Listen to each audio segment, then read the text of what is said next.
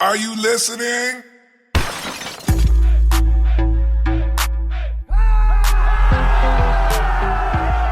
Welcome to a special edition of The Roar, a reaction podcast for fans of the Detroit Lions. My name is Demetrius, and with me, as always, my producer, Mike Ward. We hope you enjoy this bonus podcast. You can find us on YouTube and SoundCloud at The Roar Podcast. You can also tweet us at City Roar or hit us on our Facebook page, The Roar Podcast. You can even email us at roarmotorcity@gmail.com. In this podcast, we usually want to give you a real reaction, a fan's reaction to the latest Lions game.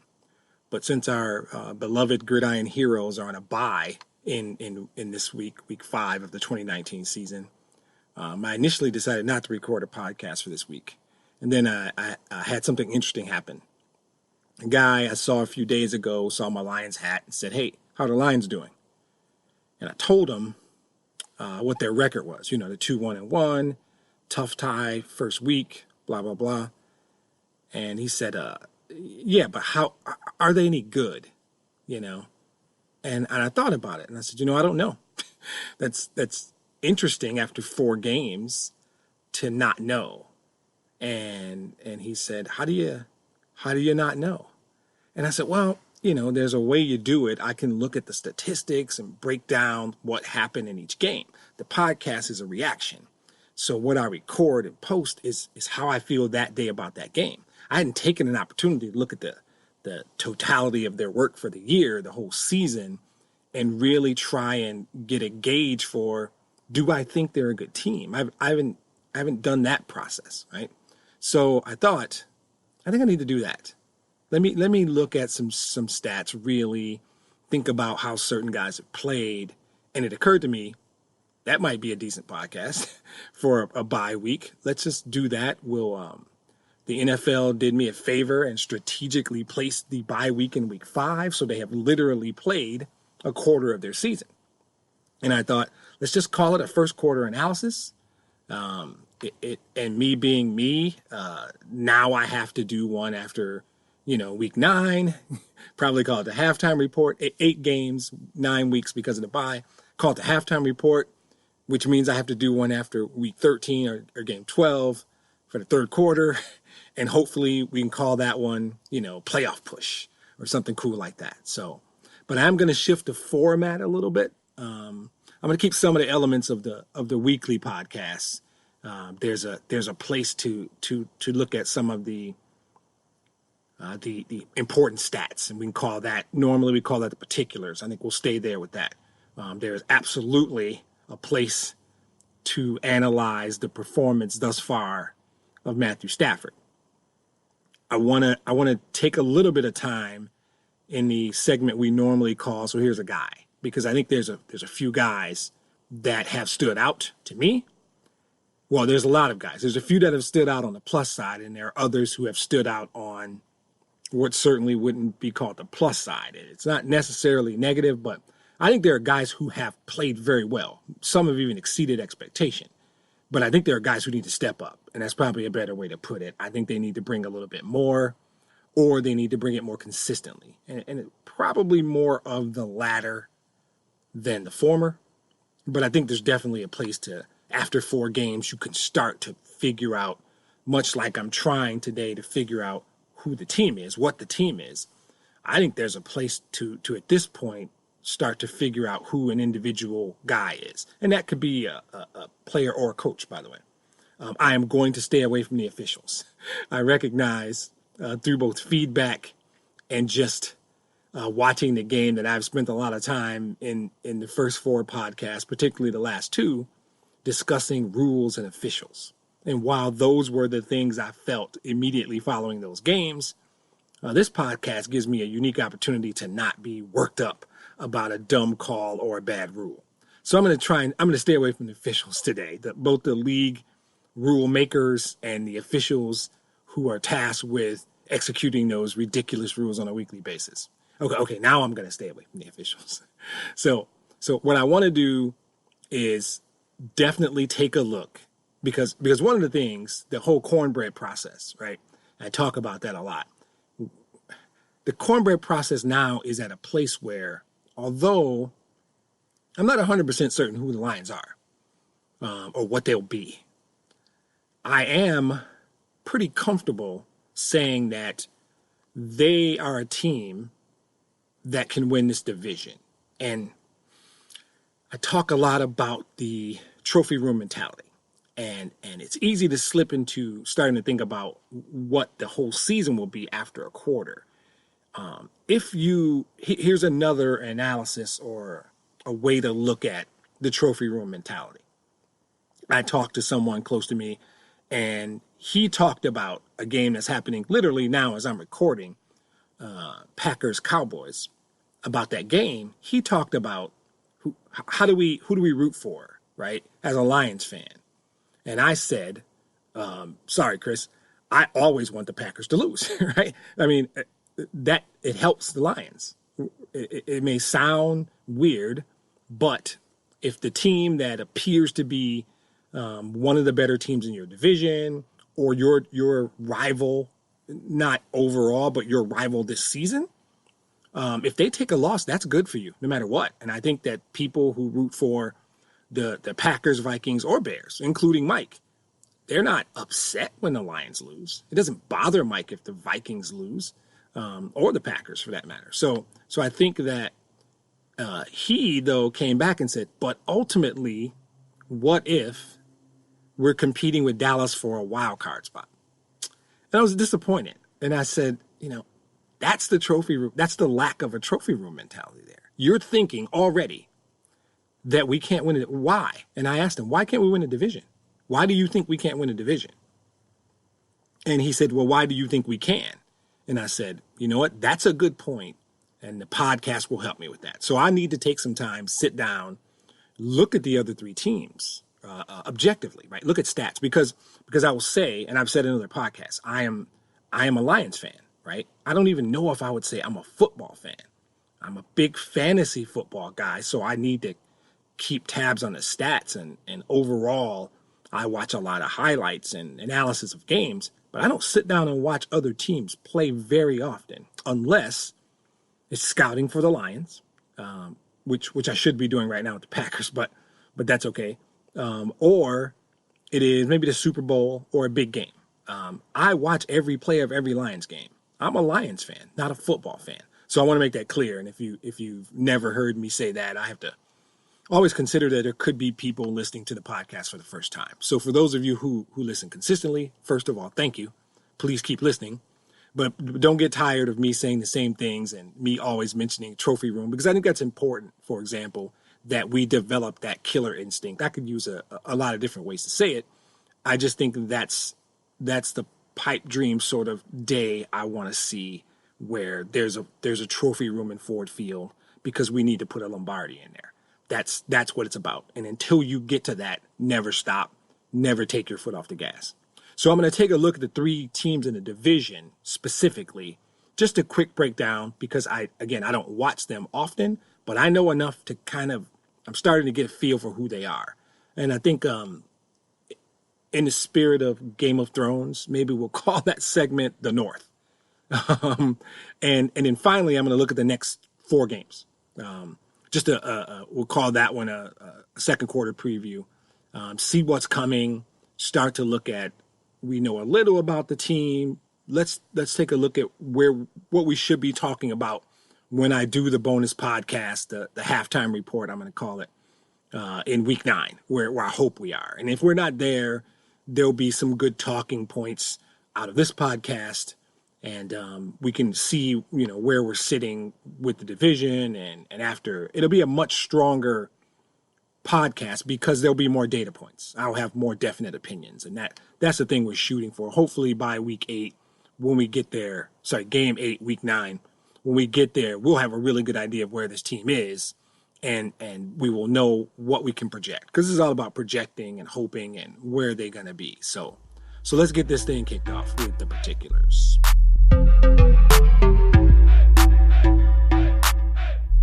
So whenever we talk about the particulars, and when Mike and I first decided to do this, I was thinking to myself, what do I want the particulars to be? I really want the podcast to be a reaction and about like how I feel about the game. and I try not to like take notes or anything, but I have to get game stats. So the particulars become very, very detailed about game stats. And so I thought to myself, it's always important after the weekly pod to balance the emotion and the reaction of how they played, whether they won or lost, obviously other factors with what is the data telling us, right? What does the data say? Because the part of being a fanatic at the level that I am a fanatic, what I like to call a cornbread eating, Kool-Aid drinking fanatic, is you can ignore the reality of the statistics and just be caught up in the feeling, which I thought was important and I wanted very much in the podcast. But also, it taught me that unlike in a lot of parts of life, particularly in like my job, statistics can be deceiving in sports, particularly in football, right? And it is never more evident than in sort of the Matt Stafford segment of the podcast when we talk about his statistical performance, his QBR, and all those things. And we're going to do that again today. But at the end of the day, you want to look and say, did he help us win? Did he cause us to lose? And so translating that to this segment of the Lions are 2-1-1 after 4 games. Whatever 2-1-1 means, and I'm still not there, I don't know. It's now 4 weeks later, and I am more upset about that tie loss in Arizona than I was an hour after it happened. We should be 3-1 right now. Do you know how much different this podcast can be if we're 3-1? And maybe it's subtle. Maybe it shouldn't be nearly as big a deal, but it is. It is. So for me, I thought for today in this bonus podcast, really trying to analyze the entire first quarter, let's take a more holistic look at the stats. Just where are they, right? Who are they as a team? So I thought it's important to look at where they are offensively and sort of where they are defensively, and then maybe a couple of other things that are impacting the fact that they're 2-1-1. So offensively, right, total yards, because I spent a lot of time. Our offensive coordinator's name is Darrell Bevel. This is his first year with the team. He has been a coordinator in Minnesota and Seattle. I think he was the coordinator of Seattle's Super Bowl team. I may have to double check that, but I'm pretty sure he was the offensive coordinator of the Super Bowl team. So he clearly has a track record. He clearly has respect around the league. Ironically, he was a quarterback at the University of Wisconsin a long time ago and probably still holds some passing records for them. But so if you asked me before I did the work for this podcast, where do you think the Lions are offensively? And for those of you who have not listened before, I have struggled in almost every podcast, well, because of every game. I'll use the word understanding, fully understanding what this offense is and wants to be. Until I started doing the research for this podcast, I still felt that. But I came away after doing my research feeling really good. I got to be honest, I feel better. Statistically, they are top 10. They're top 10. They're ninth overall in the league, 387 total yards per game. Now, I'm not sitting here saying total yards is everything. At the end of the day, the game's about points, right? But I think they're top 10 in points, around 24 a game. I didn't actually get that stat, but I thought I saw it a few days ago. So statistically, total offense, they're ninth in the league. I would have not guessed that, or I would not have guessed that. They're 10th in passing and 11th in rushing. I wouldn't have guessed either of those. So it is hard. I don't feel like I'm at the point where I owe Darrell Bevel an apology, but I definitely feel like the offense is better than I thought it was. And maybe I got duped and hoodwinked by my emotion game by game. And the stats are saying that to me very loudly. 24 a game is upper middle of the pack. I want to say teens because I did not check exactly where they were ranked as opposed to the total yards. Now, you could do this maybe by points or some much more elaborate statistic. But to me, on offense, I've talked about this. What this means is 10th in the league it means Stafford is being effective, efficient, doing enough. Some word that starts with E, right? Stafford is doing his job. And oh, by the way, it means that Darrell Bevell is probably doing a better job than I've given him credit for. I was stunned they were 11th in the league in rushing. I was stunned.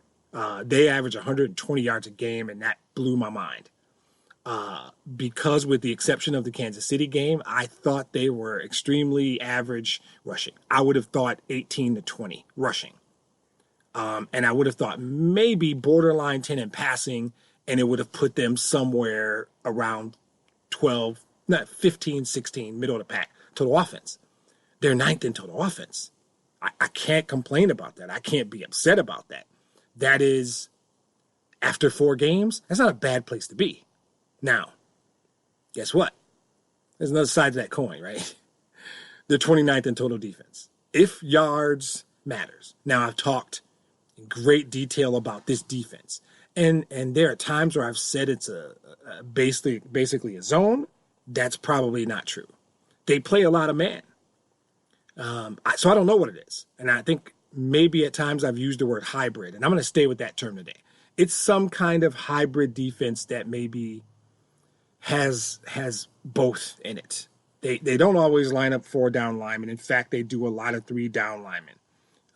I think that whatever it is, the consistent theme that I've said every single time is that it gives up yards between the 20s. It's a very, very weak defense between the 20s.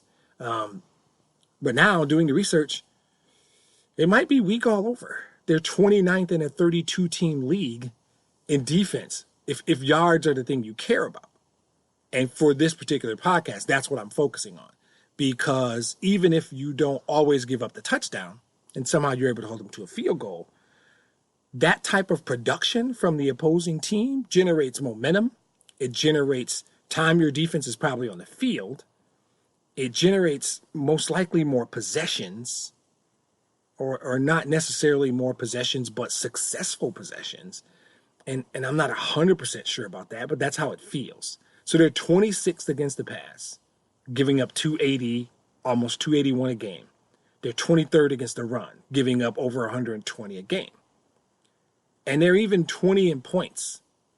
Now, the thing is, they give up slightly less than they score. Their offense scores a little more than they give up. This is only 4 games, so the sample size is small. Well, it's not really small. It's smaller than I would like it to be. So this is a first quarter of the season analysis. So we understand going into this that this is only 4 data points. The numbers will be more reliable after 4 more games. And by the time we get to week 13, analyzing 12 games, we will know who they are. Good, bad, or ugly, we will know. So I'm comfortable saying right up front that these data points are early, and it goes back to the original point of me actually doing this podcast. Was the question the guy asked me was, do you know who they are? And I would say now they're a good offensive team and a struggling defensive team. Struggling might not be the right word, because I think that the key is I don't think they perform well offensively in the red zone, but I think they perform very well defensively in the red zone. And on one of the podcasts, I'm pretty sure I said, I think this is what we're going to need to get used to. They're going to give up yards between the 20. They're going to be relatively stout in the red zone. I didn't think they were going to struggle offensively in the red zone as much as they have. But then these numbers suggest they're top 10 in the league in offense. So think about it. How many teams make the playoffs? Right, more than 10. Think about the NFC. Who's the team you're scared of? Who's the team you're scared of? I don't know, because I watched the Packers 10 days or so ago get gashed. And I'm going to talk more about the Packers later. And despite the fact that they're up 17-0 right now at halftime against Dallas, when I started recording, they were getting gashed today. Their defense against the run doesn't frighten me. But again, I'll talk more about the Packers a little later. Is it Dallas? No. Dallas lost against the Saints last week. They're getting manhandled by the Packers right now. I don't know that Dallas is scary. I haven't seen a lot of New Orleans, but Drew Brees is out. Now, he'll be healthy later. Is New Orleans the team to beat? Maybe. Tampa, I think, lost today already. Who's the team? Is it the Bears? Nope. They lost today. Their quarterback's out. I don't know if he's going to come back, and he's got the sort of dislocation / torn labrum situation that it took Stafford 2 years to fix. I don't really know what the Bears are. And we'll talk about Minnesota as well. But outside of the North even, who's the team that we're scared of? Now, it might be Seattle. Russell has played the best stretch of games probably of his career. He's playing at a different level right now. If he continues to play that way, they're going to be a tough out. But again, if we're talking about an out, we're in the playoffs. And if we're in the playoffs playing them, in a perfect world, it's in an NFC championship game or something like that. So the analysis after the first quarter is that I don't see anybody that scares me. I don't see anybody I would say we can't beat. I think that team was Kansas City, and we played them close. We were right there. We, by many accounts, should have won that game. Let's be honest. We went to Philly and beat Philly, who promptly went to Lambeau and beat the Packers, who are in Dallas manhandling the Cowboys. So I don't know. You tell me how any of that makes sense. So I don't know who the team is in NFC, and that's my biggest takeaway is there's nobody that scares me that I don't think we can play with. Seattle may be the exception, but there's a lot of football left to play. So barring injuries, which I'll move right into as sort of the next first quarter piece, I need Slay's hamstring to be okay. He's huge. He is our Pro Bowl corner, and we will win games because of the play of Darius Slay. I would like it if Mike Daniels can figure out the foot. He would be a great addition. Now he's bonus money to me. He's that icing on the red velvet cupcake, right? The cupcake is delicious. Red velvet cupcakes are delicious. Let's be honest. That icing on top, the cream cheese flavored icing, or whatever, that's what makes it special, right? So we have a pretty good front. I will say that healthy Ashawn Robinson is a really good player. Snacks is quietly starting to play better. I love our front. I love our linebackers. I need Slay and Diggs to get their hamstrings together, because despite the fact that those guys are playing well without him, Coleman was a great addition. Rashawn Melvin's playing well. I even like what Tavon Wilson's doing at safety. And Tracy Walker is getting better. Young guy is going to get better. You bring back Slay and Diggs, now I think we're better. And I'm saying how much I like our defensive front, how much I like our linebackers, immediately after saying we're 20th in league in points against and 29th in total defense. It doesn't seem to make sense, but that's what I meant at the beginning about statistics can sometimes be deceptive. I don't think they're that bad on defense. I was as shocked that they're rated 29th on defense as I was they were rated 9th on offense. And the overall takeaway is that statistics can be deceiving sometimes because it's really about winning games. I could geek out on the stats for another 20 minutes. It doesn't matter. The last thing I want to mention, but not go into detail because on every single weekly podcast I go into tremendous detail, are turnovers. Penalties and turnovers are my thing. Today, turnovers. We're at a +2 differential. That's got to get better. We put the ball on the ground too much. I'm not worried about Stafford. He's only thrown 2 picks. But we need to continue to create turnovers on defense and get that plus-minus differential is what it's called, the turnover differential. We need that to be a double-digit number by the end of the season. So by the time we get here in week 9 and we're talking about the halftime report, I need that to be 6 or 7. Right now, +2 isn't good enough. Turnovers win you games. Creating turnovers wins you games. So I'm hoping that we can get some health issues. I think the stats are slightly deceiving, so I don't really know where to place them. I don't think they're as bad on defense as it looks, and they appear to be better on offense than I thought. So improve plus-minus and get healthy are my biggest takeaways in terms of the particular statistical type analysis for the first quarter of the season. And so now, staying with the traditional format of the podcast, I want to move on to talk about Matthew Stafford.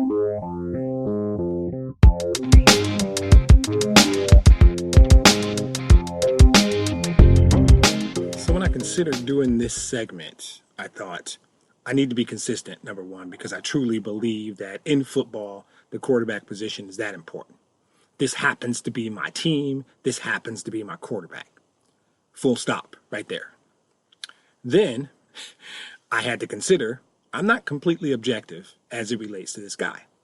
I won't go into the whole thing and put out the disclaimer, but I know that, and that's fine. So I'm going to stay very, very clinical and just give you the stats, right? So he seems to fall, Matthew Stafford, in the league leaders of most of the commonly used statistical profiles for quarterbacks around 10. He's 9 in a couple, he's 10 in a few, and I think I saw one where he was 11, right? So I narrowed it down to a few. And it's not all rosy, right? I'll start right off with the bad. I don't like his completion percentage. That suggests he's not accurate. I don't necessarily agree with that, but that would be what you would pull from it. It's 62.4% currently. You want that to be higher, right? I'd like it to be up around 68 or 70. If he completes 7, now you also have to factor in drops, right? But I think that I won't factor in drops because for every drop, there's a circus catch. There's a Marvin reaching behind him or Galladay leaping up. 62.4 is not great, but not because I am a Stafford guy, which I am, but because I've watched every play of every game, that's not bothering me. It's just not. It needs to be out there because it's a measure and it matters. But the ones that matter, what they call the adjusted QBR, 61.8. That's a good number for the adjusted QBR. The rating, the actual passer rating, 102.6. Any 3-digit number is really good. Matthew Stafford has had a solid, and if you take away a few drives in one game, this could be significantly better. The thing is, what this boils down to, and I could spend a lot of time on this guy, as we all know, he has 1,122 yards. If you extrapolate that, pure extrapolation, he's throwing for over 4,000 yards. You know, he's got 9 touchdowns and 2 picks. That is what I've talked about on every podcast. Touchdown to interception ratio is most critical to me. Mahomes, 10-0. 10 touchdowns. This is going into the day. I don't know where they are now. 10 touchdowns, 0 interceptions. Russell Wilson, 12 touchdowns, 0 picks. And he's played the 5th game, I believe. So those are like exceptional performances. Touchdown interception ratio, and there's a reason their teams are where they are, right? I can't stress to you enough that if you believe nothing else I say on these podcasts, trust me when I tell you that your quarterback's touchdown to interception ratio has a direct impact on whether or not they win or lose games. You can't deny it. Just look at the numbers. But if you extrapolate that he's going to end up with 36 touchdowns and 8 interceptions, I won't just live with that.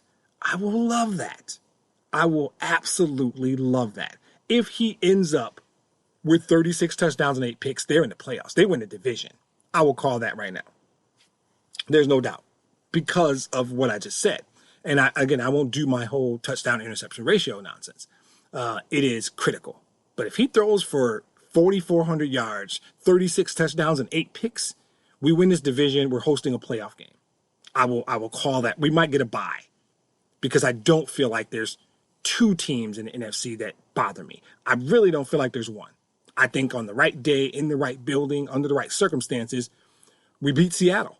And literally nobody else in the NFC scares me. So I'm not worried about it. I'm not particularly bothered by anyone. I feel good about his performance thus far. My concern, the completion percentage isn't a concern. It's a stat. I guess it matters, but not that much.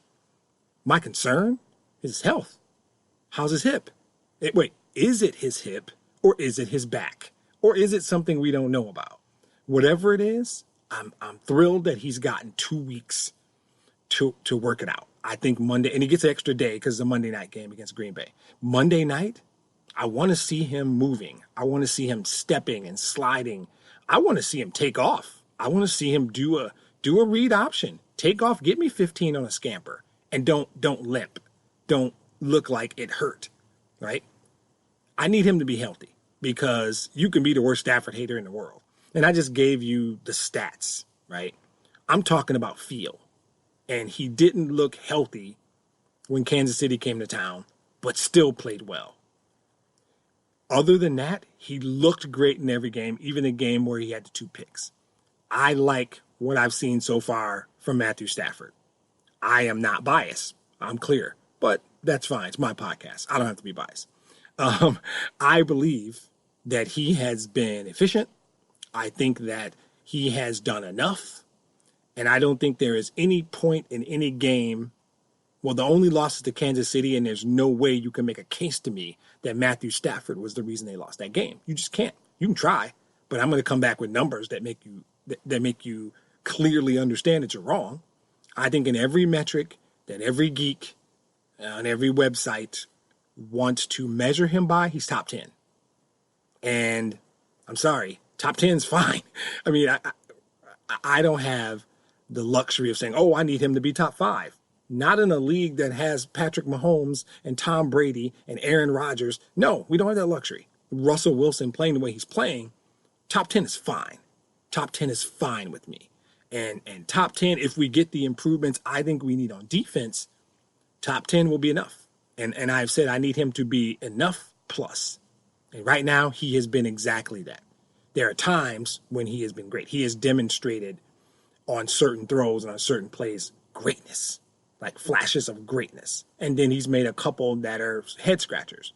But all in all, I'm very, very happy with what I've gotten through 4 games from my quarterback. So I'll take 3 more quarters of this, and we'll be in a good spot. We really will. So that's really, I'm going to keep it short on Stafford. I could go into my normal thing about him and fans that don't like him, but I'm going to keep it short today on Stafford. I think we'll move on to our traditional segment we call Here's a Guy, and I think that even in a first quarter analysis, there are a few of these. So I'm going to go right on to Here's a Guy. So the spirit of the So Here's a Guy segment, again, is rooted in, Mike and I talking as we were just throwing this idea around. And he said, in every game, there's like a guy, right? He stands out, good or bad. And no matter what happens in the game, you walk away with this idea. So here's that guy, right? And when they do the report of the game, that guy comes up. So we both thought, yeah, that's a good idea. Let's do a segment we just call So Here's a Guy, right? And the idea was always it can be good or bad, but it's impactful, right? And usually we're doing a reaction podcast talking about a specific game a few minutes after the game. So this is much more of a broader view of the first 4 games of the season. I've had time to think about it, analyze it, put it together. The difficulty with that is there could be many more guys than I'm going to note now. And I always violate this. Now I'm doing it just on principle. Mike's concept was a guy, right? Singular. In every podcast, I have picked a group of guys or a set of guys in some way, shape, or form. And it just has turned out that that's the way it is, and that's how I see the game. And this is going to be no different. I'm going to start off with the good. The receiving core as a whole. So this is Galladay, Marvin Jones Jr., Danny Amendola. This is the tight end group of T.J. Hockenson, who earlier when I mentioned injuries, I need him to come back from his concussion. Jesse James and Logan Thomas. So that group as a whole has grossly exceeded my expectation. Now I could have went back in the last segment and given all the credit to my favorite quarterback, but I didn't. I think he is doing a good job. I think I could have given the credit to the offensive line because they kept him clean for 2 straight games. He's going through progressions. I could have given credit to the offensive coordinator because he's calling the game better than I want to give him credit for. But I'm not. I'm giving the credit to the receivers because they make catches, and they make great catches. And I could probably pick for every one of these guys, maybe with the exception of Logan Thomas, because the targets just aren't there. Marvin has made some circus catches. Galladay has run routes and caught passes that other guys can't catch. He is supremely talented. Hockenson runs great routes, creates separation. Each of these guys, in their own way, has done things. Amendola, big catches, first down catches, huge catches when he got hit, staying in bounds. This receiving core is really good. I don't know where they rank in the league. I don't know how you do that even, but they're really good.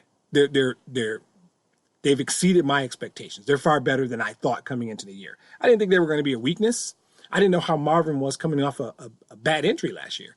I didn't know if Galladay was going to take that next step up because we all saw Galladay is dancing on that sort of superstar type potential. And none of these guys by themselves are going to catch 100 balls. It's not going to work that way. None of these guys by themselves is going to probably exceed 12 or 1,300 yards. Likely, short of an injury. Like if Marvin goes down, Galladay's numbers probably go up and vice versa. Right now, they're both on pace to catch about 73, 75 balls to go up about 1,100, over 1,000, 1,100 yards. Hockenson, it'll obviously depend on the injury, how long he's out. But that is a product of the offense. That's a product of Stafford going through his progressions, putting the ball where it needs to be. It's a product of Hockenson stepping up. It's a product of Amendola being the offense. He's going to probably catch 50 balls. And there's only so many throws in this offense, right? In some offenses like who is it that's thrown? Jared Goff has thrown 115 passes in 2 games. Some number like that. I'm going from memory. That's not going to be Darrell Bevell's offense. Those aren't going to be the kind of Stafford numbers I'm going to get on this podcast and talk about. Now, could it happen once or twice? Sure. They go down early and they have to throw. That'll happen.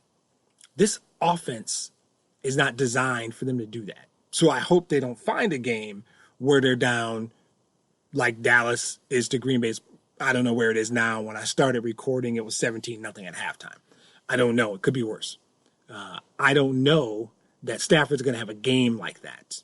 I don't know that Stafford's going to need to have a game like that.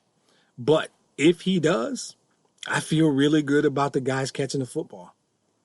There are a couple of drops so far, but these guys, the ratio of circus catch to drops is 5-1 or better. So I love the total group, right? We've had times when Calvin was great and then there were decent to okay guys.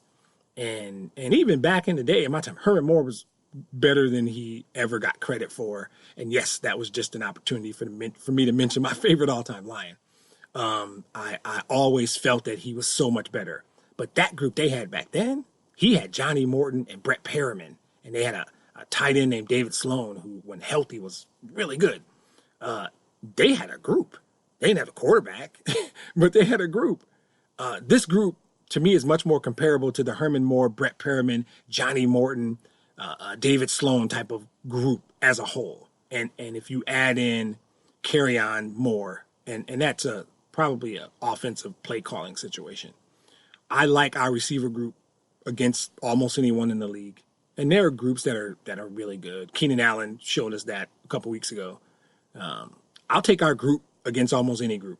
That's how good I think they are. And I think they're only going to get better. They're going to get better in terms of understanding the plays, the new playbook. They're going to get more comfortable. Hockenson and James, particularly, and Amendola are going to get more comfortable. They're on a new team and new systems, young player. They're going to get better. And Stafford's going to get a better grasp of the progressions and more comfortable. If, as the Kansas City game indicated, we start to run the ball better, that's only going to help the offense. Big fan of the receiving core. So that's my first guy for the whole quarter. Second guy is a guy who was mentioned on every single podcast. He played that well. It was statistically evident in some games, and in others, it was still clear. And that's Devon Kennard. I don't know what the New York Giants were thinking when they let the guy go. I just see a guy that makes plays. He makes plays in the pass rush. He makes plays against the run.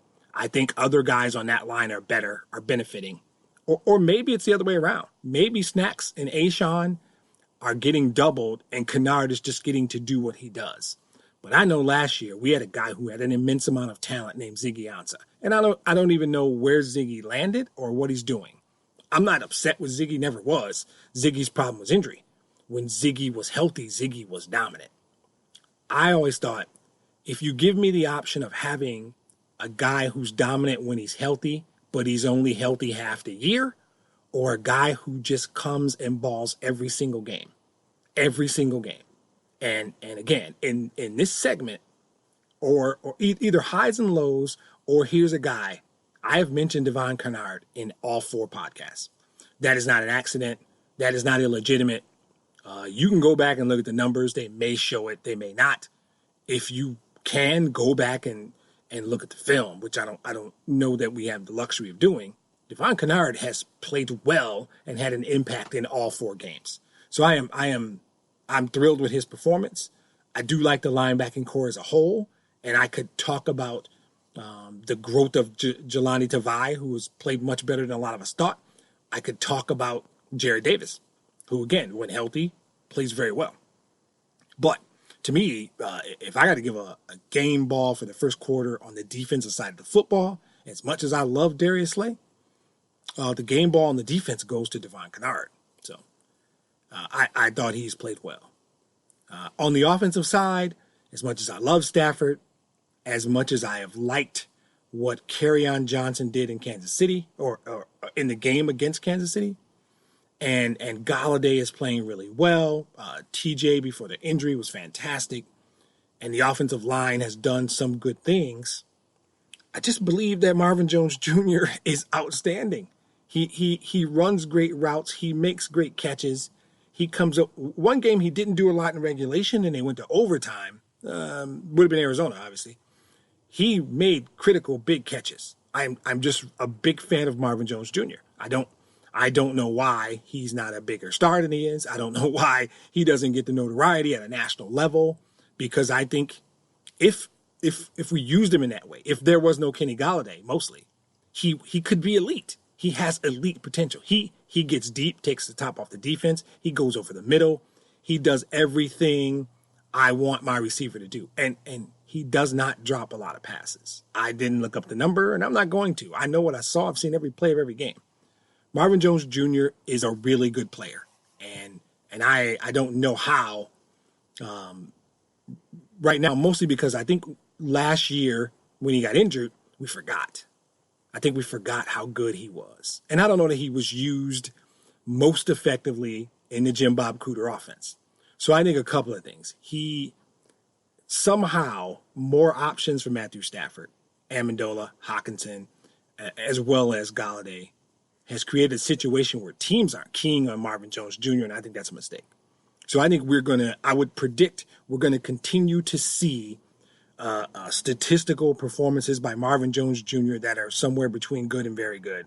And I think we're going to continue to see the impact that he has on the run game, on the other receivers.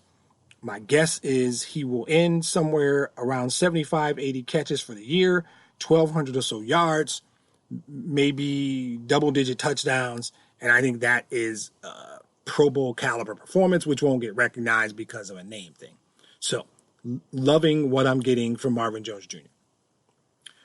Now to the not so good guys. I mean, it's early, and it's when you do an evaluation at this point in time, it's always important to say this doesn't necessarily mean they can't get better. In fact, I would suggest 2 of the 3 will certainly get better. The third one has to. Kerryon Johnson. I think the indication is there. First of all, I don't know that it's all him. So when I say Kerryon Johnson as the guy, I don't mean he is not performing well. I mean the impact that he could have on our ability to win football games has not been there all 3 games. The good news is it was there in the last game. So I put him on the list not because I specifically think he's underperforming. I believe some of this should maybe go to Darrell Bevell. Some of this maybe should go to the offensive line. Simply put, I need more Kerryon. He needs to get the ball more. I think he had 26 carries against Kansas City and 35 as a whole. As a team, they rushed the football. But at the end of the day, I'm Christopher Walken and Kyle Bell. I need more Kerryon. And I would do the impression, but it will be recorded, and I don't know how good it is. But I need more Kerryon for sure. So hopefully they feel the same way. They're seeing the same thing. And I understand it will depend on the team they're playing. There are teams that are better against the run, and they might need to throw more. The how the defense within a game adjusts to the Lions' running attack. So there are a lot of factors. I believe they were in that game in large part. Certainly Kansas City helped, but in large part because they were able to run the football. And I think there will be more games throughout this year where that will be a factor, your ability to run the football. Because, as the statistics told me, and I'm moving on to the second guy, the defense isn't as good as I thought. And I am never the guy who says, we signed this guy for X amount of dollars, I expect it more. This guy makes this amount of money, I expect it more. Expectations for me, in terms of a professional football player, are not contingent on what you make. It is contingent on the opportunity you are given. It is contingent on what position you are put in. Are you making plays when you have the opportunity to make plays? Are you making plays when you have people around you and defensive systems that are set you up to make plays? And right now, and this is certainly I think this can get better, I need more from Trey Flowers. I need more. He was brought here as a guy for a couple of reasons. One, they will talk about position flexibility a lot. Position flex. I think he can play anywhere on the line, which there's a benefit to that. That's not revealed in stats.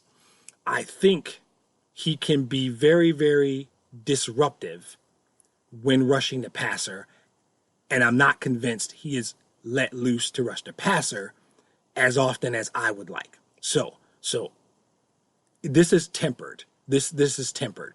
I simply want to see more production from Trey Flowers because I believe Trey Flowers is capable of more production. I am not saying it's all Trey Flowers' fault or he is not even fault. Fault's the wrong word. I don't know that some lack of effort or lack of preparation. I'm not saying any of that. I think there's 50 reasons why, but it needs to be figured out. So much like carry on, I'm not blaming either one of them. I'm simply saying I need more. The last guy, I'm blaming him. It is Matt Patricia. Now, not Matt Patricia, the head coach, because that's about game management. That's about a few other things, and I don't think that stuff is bad enough to be on this list. My opinion is that although Paul Pasqualoni has the title, Matt Patricia is the default defensive coordinator. I think he designed the defensive scheme. I think he basically drives execution of it. Now, they're probably on the same page. Pasqualoni was, I think, his former coach, one of his mentors. But I think for the most part, they are like one brain as it comes to this defense. And I've always defended it, saying it gives up yards between the 20s, but it holds strong in the red zone. These numbers that I researched and found, they just have to get better. You can't be 29th in total defense. It makes me wonder if we're just lucky. We can't be 23rd against the run, giving up 125 yards a game. You can't do that. It's not going to work. At the end of the day, it's not going to work. I want the defense to be better. And if that's a scheme thing, then Patricia can fix it. If that is a personnel thing, then he needs to have a meeting with Bob Quinn. Whatever it is, I believe that coming into this season, I expected the defense to be better. So for me, I need more carry on. I need more cowbell. I need to see more productivity from Trey Flowers. Not necessarily his fault, but I need to see more productivity from him. And I need statistically, because I think statistics are meaningful in some way, and I don't feel like the defense is that bad, but they appear to give up a lot of yards and give up a lot of points. Well, not a lot. They give up a lot of yards and they give up a pretty good amount of points. 20th in points isn't good. So I definitely want more from Matt Patricia as it relates to the scheme.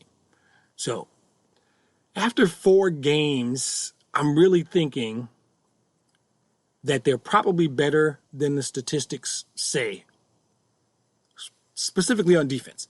And I think they have a shot to win this division. I have the status of the cornbread is that I think they can win the division. Some of that is based on what they've done, right? They went to Philly and won a football game. Ugly, but they won it, right? The LA Chargers came into town a team that a lot of people thought would be one of the 3 or 4 in the AFC, and they still might. Honestly, don't even know what their record is. Once we were done with them, I was done with them. But they beat a good LA Charger team, and they beat a highly thought of Philadelphia team in Philly. That's meaningful. But then they followed that up by playing really, really well against a team I know is good. They didn't play well. Let me take that back. They played a close game against a team that I know is good, and they held a phenomenal quarterback relatively in check. Go look at the numbers. So in as much as I was good with the Charger win, I was encouraged by a win in Philly, even though the Eagles helped quite a bit. I was oddly more impressed or felt better about the Kansas City loss than either of those wins. And I'm not going to elaborate too much. The point of all this is that part of this is based on that. But the other part is the other 3 teams in our division just don't scare me. They just don't. No matter what Green Bay is doing to Dallas while I'm recording, they don't scare me because I watched them lose to the Eagles, who had just lost in Philly to us. So that's a simple, easy way to do it that makes zero sense, by the way. It is not a logic class where if A equals B and B equals C, then A equals C. It doesn't work that way, right? So I can't sit here and go, we beat Philly, Philly beat Green Bay, and Green Bay is pounding Dallas, so we should beat Green Bay and or Dallas. That doesn't work. That's not how it works. That's not how football is. But because I don't think our division is as tough as I might have thought it was early, and I think we may be better than we're actually showing, I thought, you know what, I'm going to take some time, look at the division, look at the individual teams in the division, give you my very high-level thoughts, because the depth of knowledge and interest and investment I have in the Lions, I do not have that in these other 3 teams. So I rely a lot on what friends of mine who are Packer fans tell me, friends of mine like Mike who are Bears fans tell me, and then I just kind of guess on the Vikings because I don't know any Vikings fans. No, I'm kidding. I did do a little research, but I have come up with a few thoughts on each of the teams in the division that I hope I can process where we sit in the division and whether or not winning the North is realistic. So we're going to move on to a segment I call the North.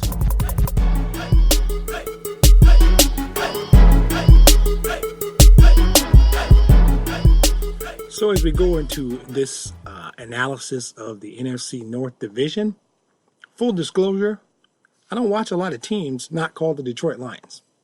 Full games or extended amounts of sort of coverage or assessments of them. I just don't. My expertise, my depth is in the Detroit Lions. I watch highlights.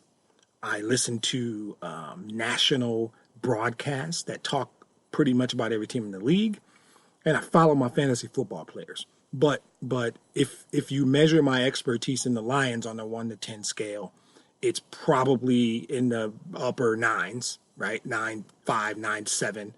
I am deep in Lions knowledge. Conversely, I could not call myself an expert on any other team. I know enough players just because of my enjoyment of the game in general and scouting for the Lions or comparing the Lions to other teams. And like I said, mostly fantasy football. But that as the disclaimer, I'm going to try and analyze as best I can, very high level, what I think of the other 3 teams. And mostly in an effort to say why I think the Lions are going to win the division. So I believe that I'm going to assume that the Packers beat the Cowboys because, again, last I looked, it was 17-0 at halftime, but it looked like the Packers were playing very well and the Cowboys were not. So I'm gonna go from here assuming that the Packers are now 4-1 while the Bears and Vikings are 3-2. But I'm going to talk about them individually.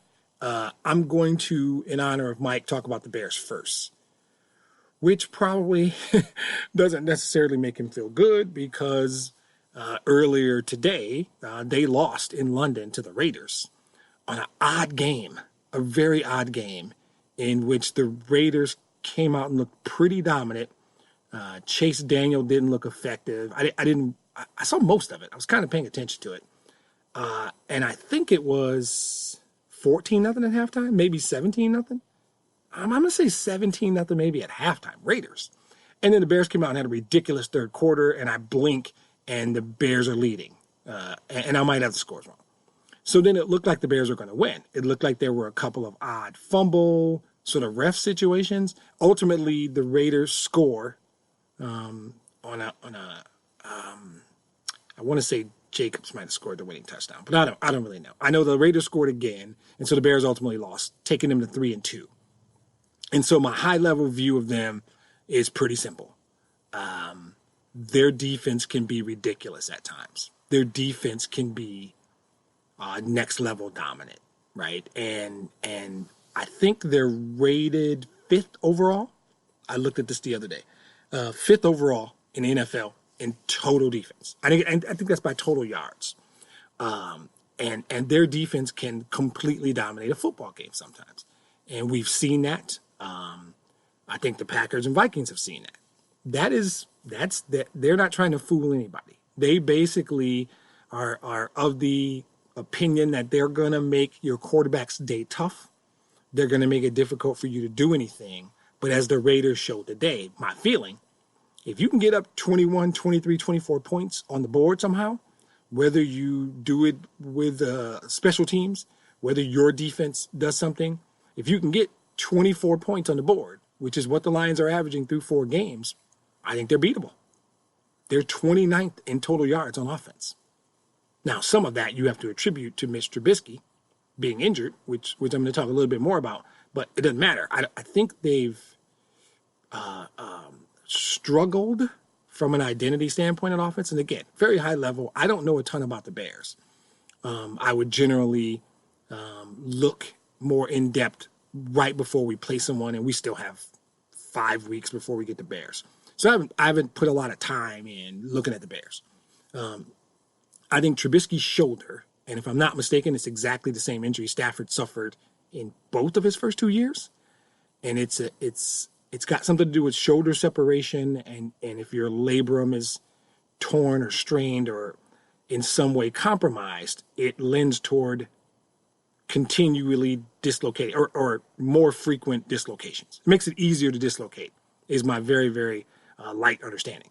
I think Stafford did his first year. They decided to just rehab it. And then he did it in the second year, and they said, nope, we're going to go in, we're going to surgically repair this thing. My understanding is that the Bears have chosen not to have a surgical procedure for Mitch Trubisky. They're going to just kind of rehab it. So right now they sit 29th in total offense. And I think I was going into today, by the way. So I think some of these numbers, I did this research very early in the day, so I don't know that it really shows the accuracy of where they are. But the Bears don't scare me offensively. They frighten the heck out of me defensively. I think they're eminently beatable. By the time we get to them, I'll have a better idea of who we are and what we're capable of. So they're not as big a point to talk about now because we got 5 weeks before we see them. The Vikings, very, very interesting Vikings. The Vikings lost last week to the Bears, and it was 16-6. And by all accounts, it was unwatchable. Even Mike said it was unwatchable. So today they did beat the Giants, though, 28-10. I think that is a result of them playing better. They had a whole bunch of talk this week about their passing game, and receivers were complaining, and I think they threw the ball some ridiculously low number last week. My guess is everything's better because that's what winning does. 28-10 win, even if I'm not impressed with the Giants, wins cure kind of everything. And while Dalvin Cook came into the day either tied for or very close to Christian McCaffrey for the league lead in rushing, I think they were a couple yards apart. It is still, they were 23rd in total offense.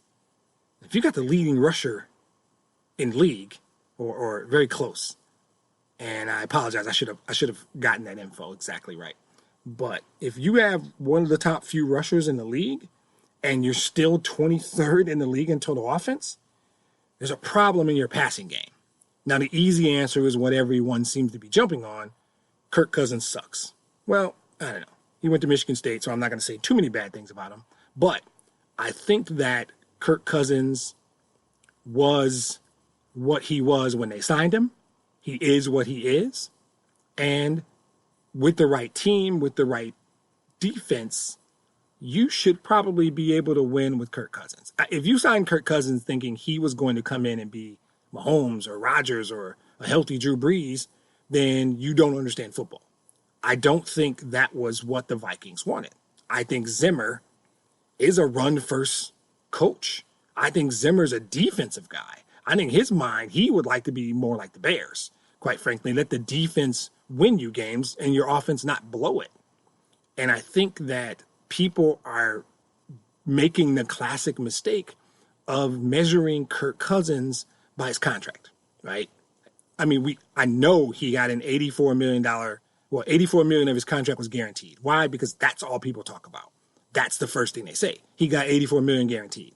Any national guy or four-letter network guy, they say Kirk Cousins, the number 84 is coming out of their mouth, right? The guaranteed money in his contract. That's not a fair way to measure someone, not a quarterback in the National Football League. And again, I said this about someone last week in the podcast. I talked about Stafford. I talked about Stafford's salary, and the idea of people being mad about a quarterback for how much he makes, or any professional athlete, is nonsense for a number of reasons. The biggest being every guy in the National Football League or the NBA or any other pro sport was offered a contract, and all they did was sign it. Like I said, they didn't stick up a bank. They didn't sneak into your house and steal money out of your pocket. Someone else established their value by coming to them and saying, hey, Kirk Cousins, I want to give you $84 million guaranteed on this contract to be my quarterback. So if you want to be mad at the GM of the Vikings, I guess you can. If you want to be mad at Bob Quinn for giving Stafford $31 million or whatever, I guess you can. At the end of the day, that is the market value. Your real problem is the market. Your real value is probably that you don't think professional athletes should make the money they make. And I don't agree with that either. But Kirk Cousins is being measured by his contract because Kirk Cousins is exactly what he is. And he was like this in Washington, and he's been he was like this at Michigan State. Kirk Cousins is exactly what he is. He can be efficient. He can be a really good game manager. He can throw a good ball when needed. He in the right situations, he won't cost you games. And there's a constant theme. This is all I want. I am not the guy. If you're not Brady or Breeze or Rodgers or now Patrick Mahomes, I don't expect you as a quarterback to be the reason we win. I expect you to not be the reason we lose.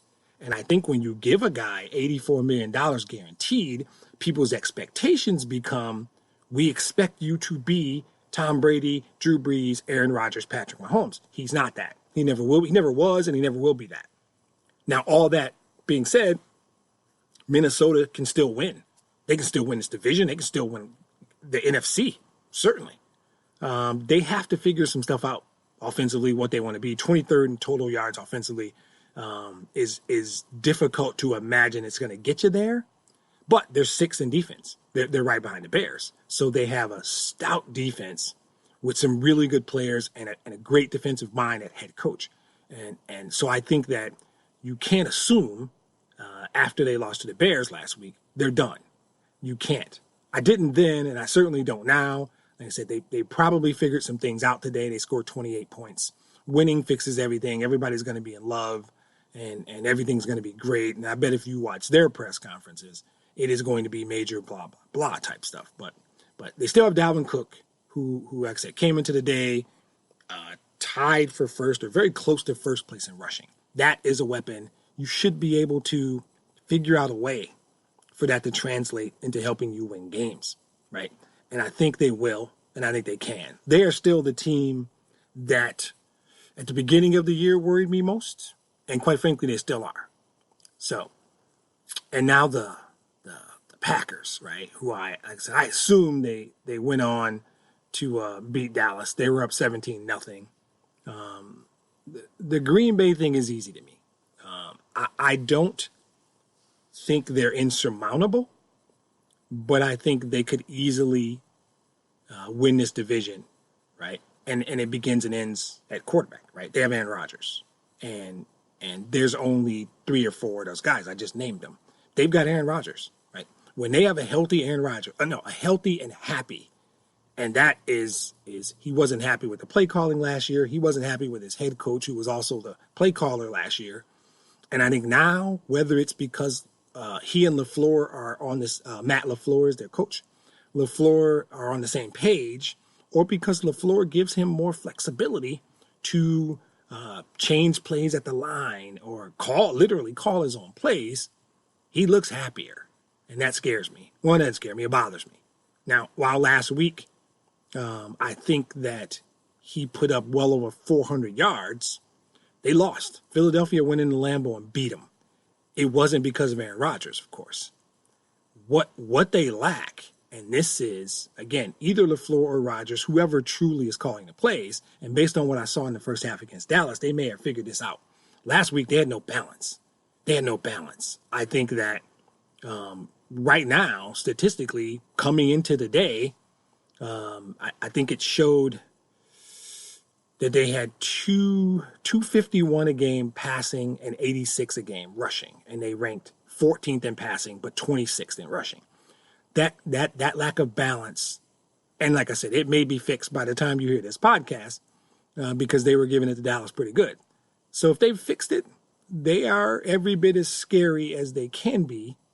Now, all this presumes Rodgers stays healthy and that they figure out whatever they need to figure out.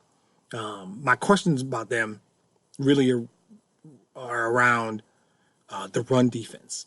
Like, I got to see quite a bit of the Philadelphia game, that Thursday night game about 10 days ago. They were getting gashed. I mean, Philly was doing whatever they wanted on the ground. And that will bite you, right? That will bite you if you don't figure it out, right? Somehow they're still ninth in the league in defense, total yards, right? And I don't know if that's the right defense measure. I'll say it again.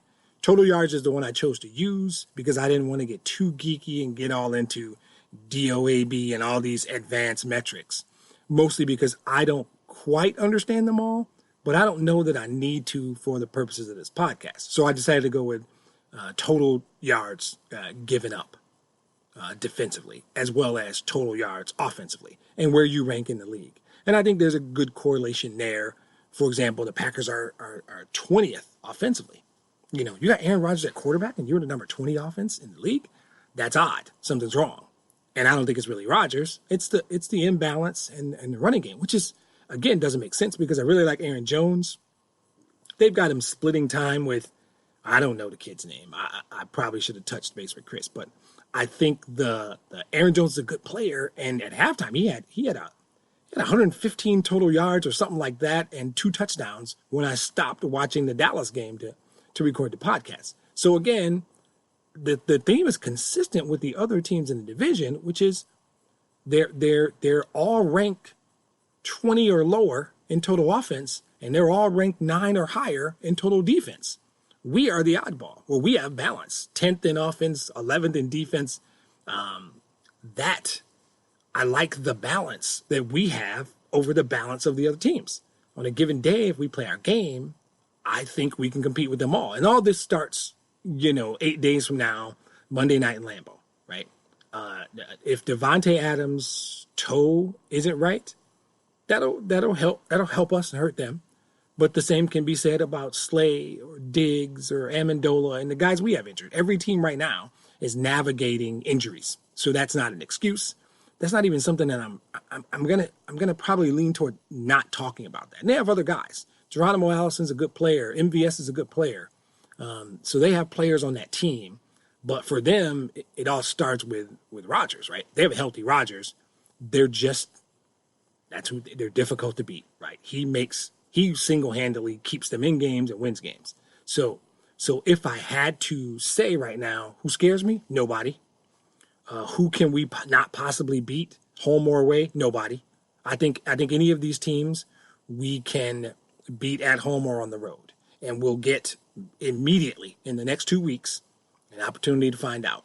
So I think it's important that the Vikings, for example, clean up some things in terms of their passing game. I think the Bears, some of it might be more injury to Trubisky than anything, but let's be honest, he wasn't playing well before he got hurt. So I don't really know. I don't really know if the Bears may just be that team that they win games defensively, and when their defense gives up 24 points, they lose. That may be who they are. I think the Packers are always the team. They're the one they're the mountain. They're the ones you have to get by. And I think a week from Monday is a big deal. If they continue to put the wood to Dallas, and as you're listening to this, they're sitting at 4-1. Next Monday night's a big game. It's a big game for them. It's a big game for us. And then we immediately follow them up, I think, with Minnesota come to town. So we'll know soon. We'll see the Bears in 5 weeks, but we got in the next, 15 days. We get the Vikings and the Packers, and we get to look forward to after 4 weeks coming back in, doing this again, and talking about sort of the sort of halftime report and where we are. And so now, with that being said, understanding where those teams are, I'm going to specifically talk about the next 4 games in a segment I'm going to call the Q2 review.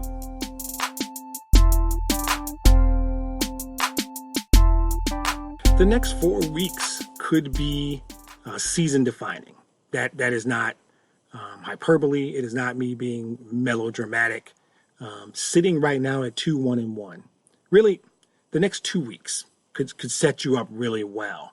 I'm going to view the Giants as a game that's winnable because we should be a better football team, strictly on talent.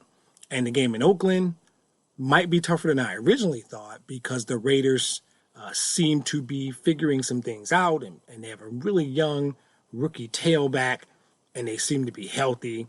So the Raider game may not be as much of a comfortable game as I originally thought. Like maybe on the preseason podcast, I called it an easy win. I don't think so.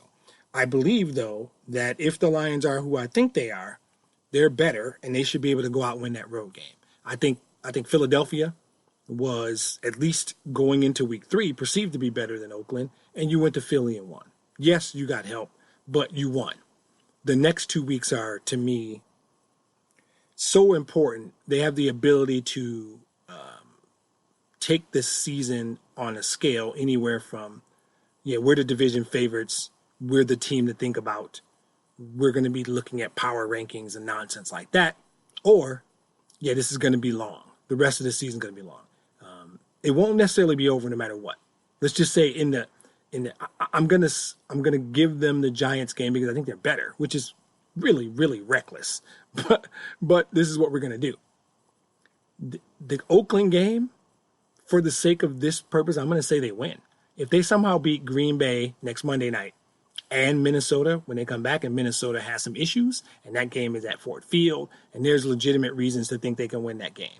If they somehow win all 4 of these games and they're sitting at 6-1-1 in 4 weeks, okay, that's a whole different kind of cornbread. That's a whole different level of cornbread. 6-1-1 is something that I'm just going to stop now because I can't spend too much time thinking about it. Let's be more realistic. Let's say they lose at Lambeau, which is probable. I'm going to go with the word probable because it's not like we own them there, number one. It's still Lambeau. And it's not, we haven't won in 70 years, but it's still a tough place to play football, despite the fact that the Eagles went in there 10 days ago and beat them. The reality is they're a good team. If we lose, it won't be because it's being played at Lambeau Field. We will lose because they outplay us, which they're capable of doing. I think if you say to me, which game do you want most of the 4, it's easily next Monday night, right? The message it sends, I still think the Packers are, of the 3, the team to beat in our division.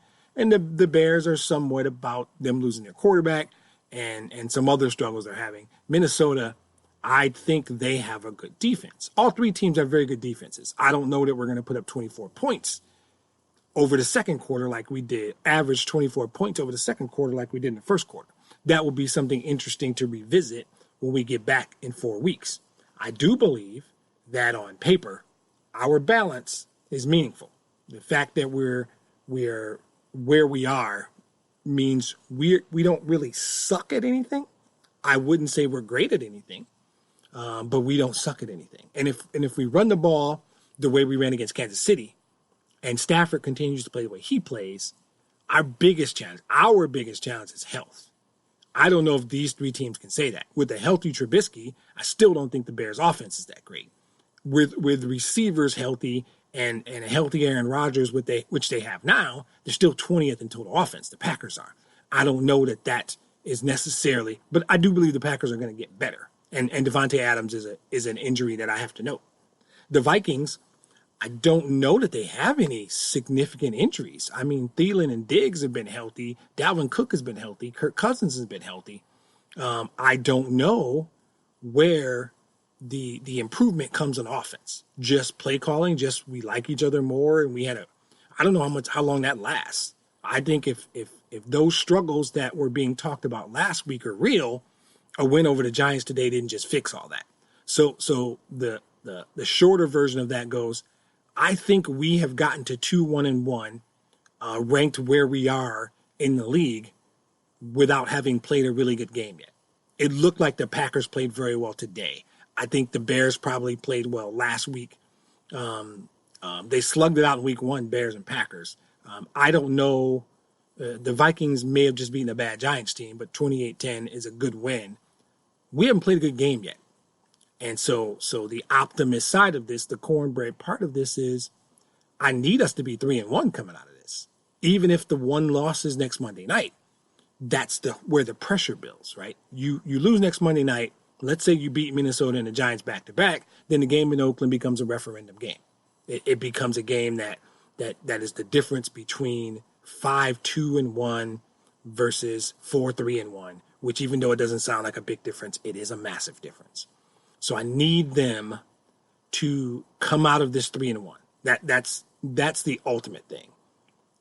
If the question is, do you care which game they lose? Probably not.